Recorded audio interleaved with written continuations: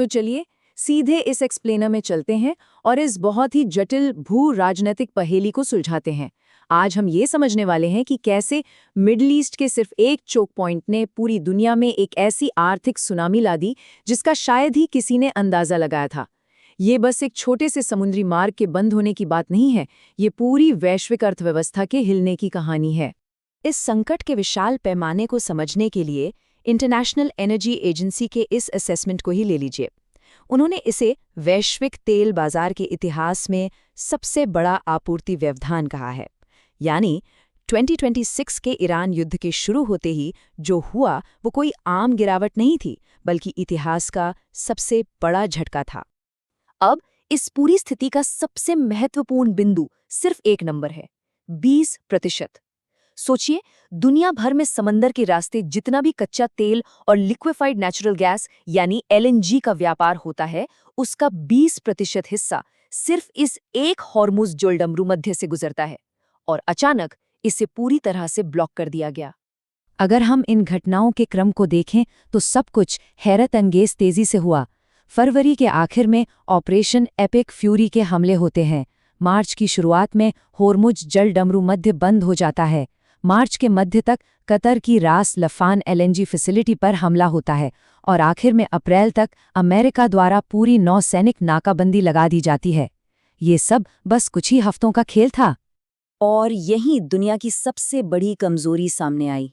पूरी दुनिया एक संकीर्ण जल मार्ग पर इतनी ज्यादा निर्भर थी कि इसके बंद होते ही लाखों बैरल तेल वहीं का वहीं फंस गया। नतीजा ये हुआ कि एशिया और यूरोप के ऊर्जा बाजार बिल्कुल चरमरा गए। इसका असर तुरंत दिखा और सच में बहुत भयानक था। ब्रेंट क्रूड ऑयल के दाम सीधा 55% तक उछल गए, यानी $72 से सीधा $112 के पार।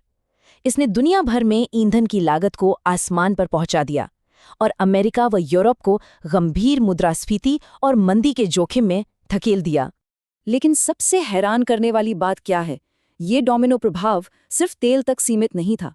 खाड़ी से आने वाले बहुत ही महत्वपूर्ण कच्चे माल भी अचानक बाजार से गायब हो गए।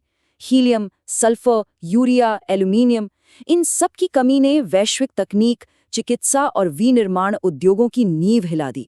एक छोटा सा लेकिन बहुत जरूरी उदाहरण लेते हैं, हीलियम। क्योंकि हीलियम लिक्विफाइड नेचुरल गैस का ही एक बाई प्रोडक्ट है। कतर की फैसिलिटी बंद होने का मतलब था कि दुनिया भर में माइक्रोचिप बनाने के लिए जरूरी इस गैस की कीमत सीधा 3 गुना हो गई, $300 से उछलकर $900। ये दिखाता है कि सब कुछ आपस में कितना जुड़ा हुआ है। खेतीबाड़ी में भी एक भयानक चेन रिएक्शन देखने को मिला। खाड़ी से सल्फर और यूरिया का निर्यात रुका तो वैश्विक स्तर पर उर्वरक के दाम 40% बढ़ गए। इसका सीधा असर पैदावार पर पड़ा और खाने पीने के सामान के दाम आसमान छूने लगे।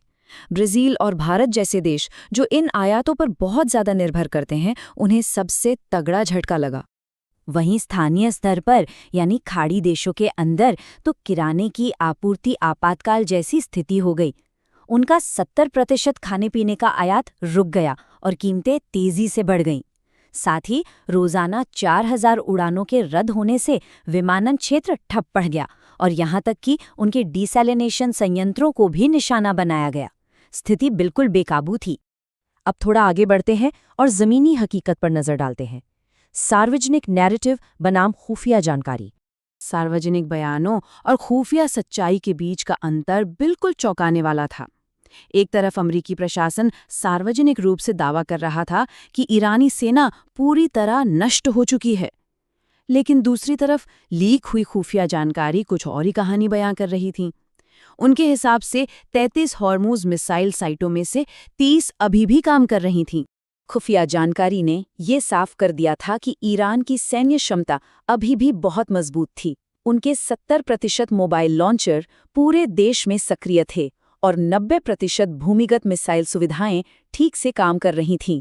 और तो और ईरान सुरक्षित शिपिंग के लिए तोल-बूथ कूटनीति का इस्तेमाल कर रहा था, यानी रास्ता देने के बदले पैसे वसूलना। ये पूरी तरह तबाह हो चुकी सेना जैसा तो बिल्कुल नहीं लगता। ईरान की इस टोल वसूली को रोकने के लिए अमेरिका ने अप्रैल में पूर्ण नौसैनिक नाकाबंदी लगा दी। उन्होंने अंतर्राष्ट्रीय शिपिंग फर्मों को सख्त चेतावनी दी कि अगर किसी ने भी सुरक्षित रास्ते के लिए ईरान को पैसे दिए तो उन पर भारी प्रतिबंध लगाए जाएंगे। यहाँ से शुरू होती है महाशक्तियों की खींचतान, खाड़ी देशों की हेजिंग और बीजिंग शिखर सम्मेलन।